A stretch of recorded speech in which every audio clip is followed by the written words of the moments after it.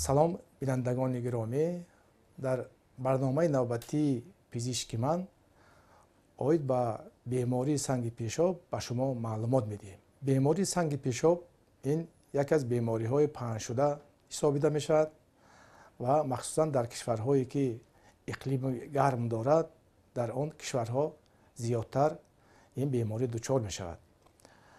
ҳангоми гирифтор шудан ба ин беморӣ аз сабаби вайроншавии мубодилаи моддаҳо дар бадани инсон дар гурдаҳо, дар пешобдон сангҳо пайдо мешаванд, ки хеле ба беморон азият медиҳад. сабаби пайдоиши ин беморӣ хеле зиёд аст. ҳамаи он назариҳое ки пайдоиши бемориро шарҳ медиҳад ҳанӯз комил нестанд. сабабҳои ин беморӣ қисман модарзодӣ ва ирсӣ ҳастанд. яъне баъзе омилҳое ки ба пайдоиши санг сабаб мешавад, ин худи шахс ҳангоми таваллуд дар баданаш аллакай ин нуқсон ҳаст. яъне ки тубулопатия ё энзимопатия, баъзе нуқсонҳо, баъзе норасоиҳо дар бадани худи тифле ки таваллуд мешавад аллакай ҳаст. барои ҳаминам дар кӯдакҳои дар синни соли хурд низ мо дар ҳангоми ташхис сангҳое ки дар гурдаҳо, дар роҳҳои пешоб мавҷуд аст, мо муайян мекунем.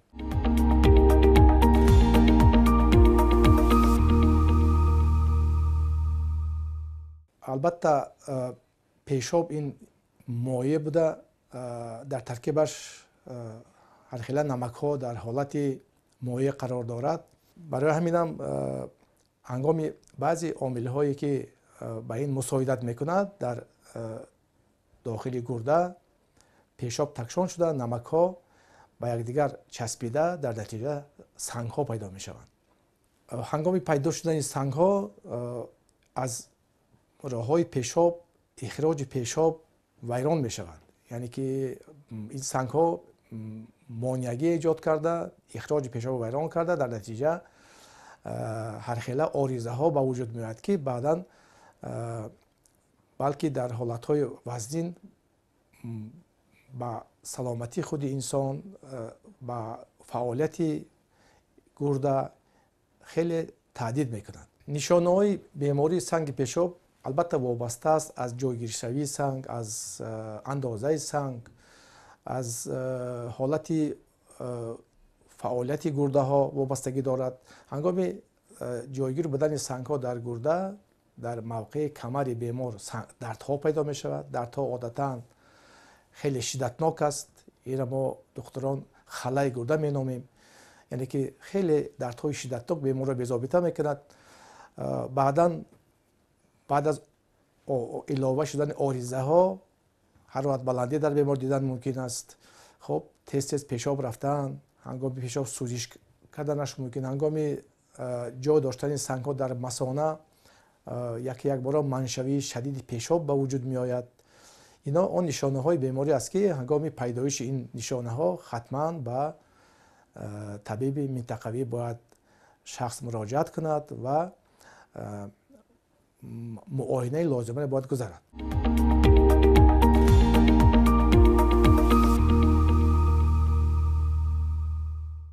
бемории санги пешоб чӣ дар занҳо, чӣ дар мардҳо баробар дида мешавад. нишонаҳои бемории ин дардҳои шадид дар мавқеи гурда, дар мавқеи камар, дар шикам, хоб тағйирёбии пешобкунӣ, маншавии пешоб, сӯзиш ҳангоми пешоб кардан. баъзе ҳолат бояд қайд кунем ки ҳангоми пайдоиши сангҳо дар гурдаҳо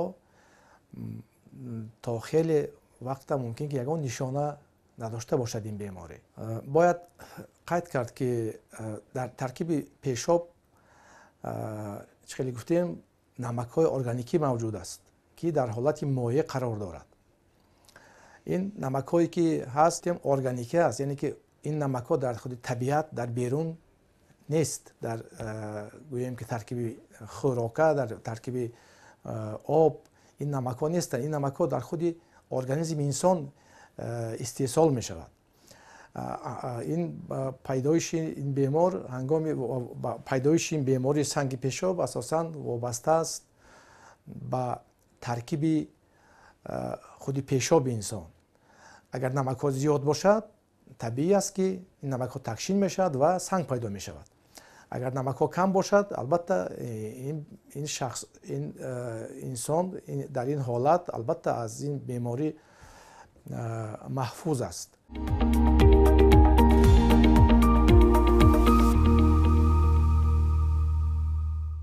در قطار بیماری‌های ارثی که خیلی گفتیم در بدن طفل هنگام تولد جا دارد، این توبولوپاتی، انزیموپاتی نام دارد، این تغییرات‌های خود راه‌های پیشابی که نورسایی فرمنت‌هایی که در وجود انسان میشد هنگام تولد. غیر از این با دیگر سبب‌های هست که با پیدایش این بیماری سنگ پیشاب آورده میرساند. این خب تاثیر غذایی که استعمال میکنیم اینم سبب شده میتواند. خب وقتای آخر بیماری سنگ پیشاب در تمام دنیا تمایل به زیادشوی دارد. این وابسته است با پیشرفت تکنولوژی و تکنیک.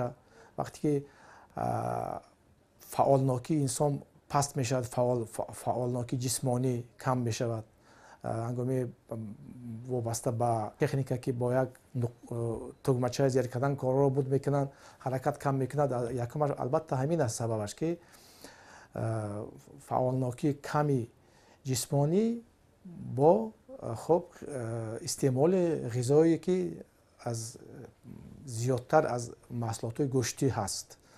یعنی استعمال غذای زیادی گوشتی و کم حرکتی این یکی از سبب‌های پیدایش این بیماری است.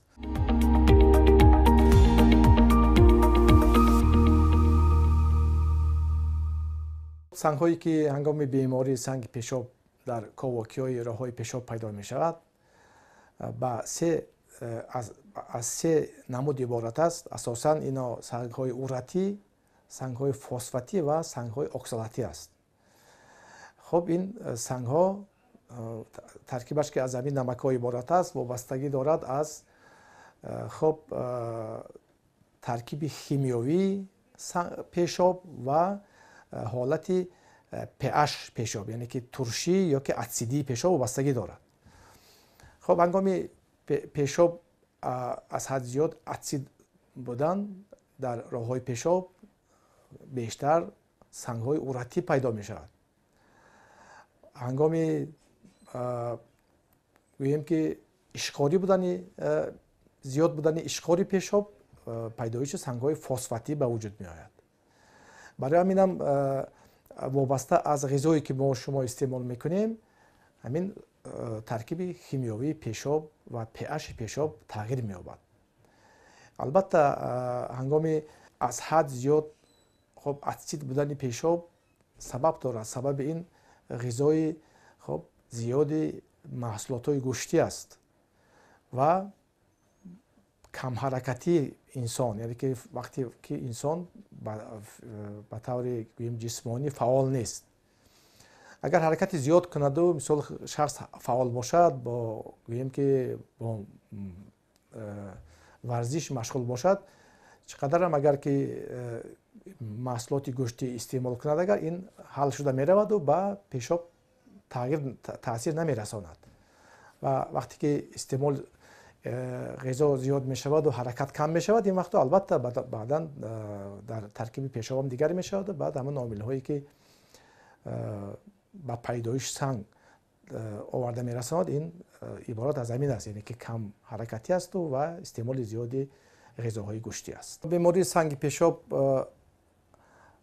به طور نمودهای سبکش هست که با توابط داروواری بعضی استفاده بردم خب از داروهای که از رستنی‌های عبارت هستند، از گیاها، با استفاده گیاها تیز از بین بردن ممکن است. اما بیماری سنگ پیشاب وقتی که عارضه پیدا می شود، یعنی که شخص اگر که به طبیب مراجعت نکند هرخیلی عارضه ها پیدا می شود، یعنی که بیماری وزمین می شود.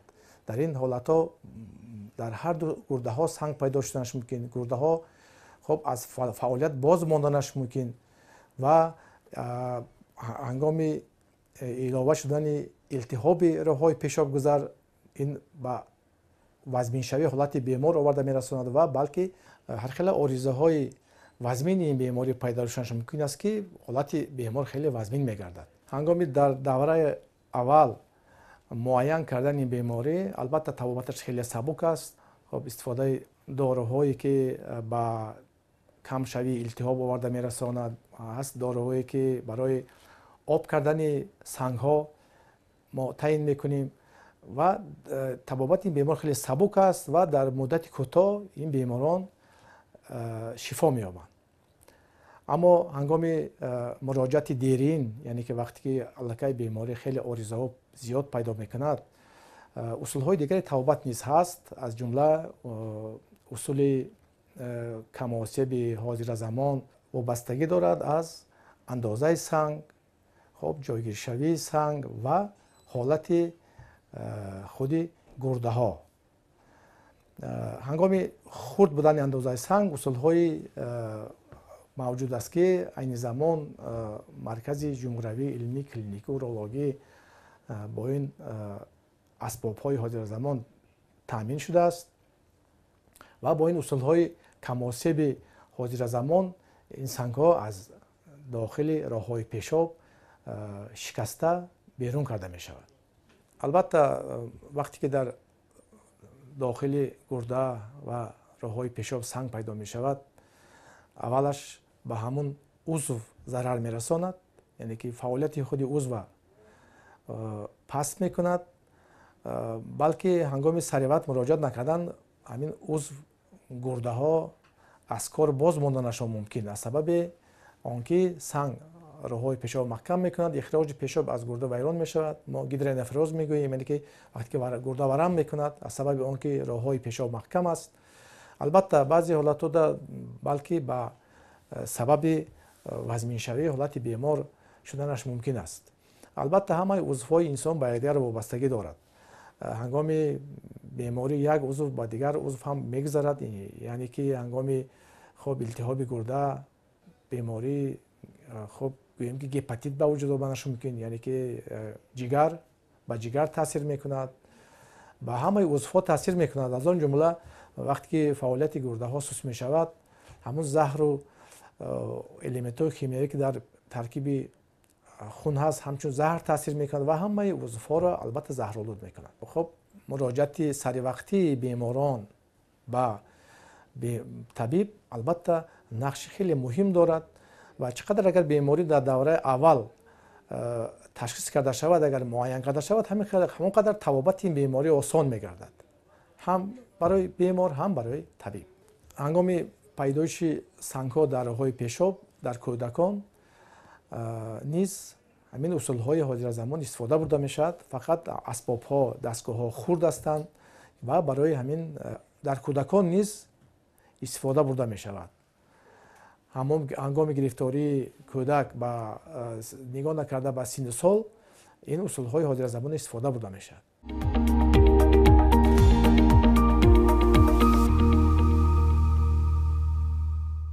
در سالهای آخر در طبابت بیماری سنگ پیشاب خیلی پیشروی زیاد دیده می شود. از جمله اسباب و دستگاه های اختراع شده است که با آسانی به طور کماسب این سنگ هایی که در داخل گرده و راه های پیشاب پیدا می شود بیرون کرده می شود. از جمله دستگاه هایی که استفاده از اسباب های خرد مینی میگوییم، خب ویدیو کامera هایی که در سالهای پیدا شدین، مینی ویدیو کامera که موجود است، استفاده از اینها خب اکثر حالت ها به بریش با راه های طبیعی این اسباب ها داخل راه های پیشاب می شوند و این سنگ ها از راه های پیشاب میده کرده شکسته بیرون کرده می شوند، یعنی که به بریش. در حالتی که سنگ اگر حجما کلان باشد، اصول دیگر این اصول سنگ شکنی پرکوتنی میگوییم. خب با سوراخ خردکک در موقع گرده мавқеи камака суроғ карда мешавад ва аз ин суроғ дастгоҳ дохили гурда меравад ва аз дохили гурда сангҳо шикаста берун карда мешаванд. албатта айни замон дар кишвари мо ҳамаи ҳамин асбобҳо дастгоҳҳо ҳаст ва ҳамаи усулҳое ки дар дунёи муосир мавҷуд аст дар табобати бемории санги пешоб, ҳамаи ин дастгоҳҳо дар худи Тоҷикистони мо ҳаст. айни замон ягон эҳтиёҷ, ягон ниёз барои равон кардани беморон хориҷи кишвар нест. ҳамаи усулҳо дар кишвари мо ба пуррагӣ истифода бурда мешавад ва ин дастгоҳҳо дар худи беморхонаҳое ки дар шаҳри Душанбе аст, ҳамаи ҳамин беморхонаҳо ба ин асбобу ба ин дастгоҳҳо таъмин мебошад. барои ҳаминам тавсияи мо ин аст ки ҳар шахс бояд ҳаракат кунад ки давоми 3 моҳ 2 моҳ 3 моҳ як маротиба ташхиси ултрасадоӣ гузаранд. чунки ташхиси усули асосие ки ин бемориро муайян мекунад, ин ташхиси ултрасадоӣ аст ки аслан барои инсон безарар аст ва дар як сол 10-20 маротиба метавонем мо усула гузаронем ки ягон зараре барои инсон эҷод намекунад. барои ҳамин тавсияи мо ҳамин аст ки барои он ки мо бемориро пешгирӣ кунем ба таври профилактикӣ ҳар як шахс дар давоми сол ақаллан 4-5 маротиба ташхиси ултрасадо гузаранд.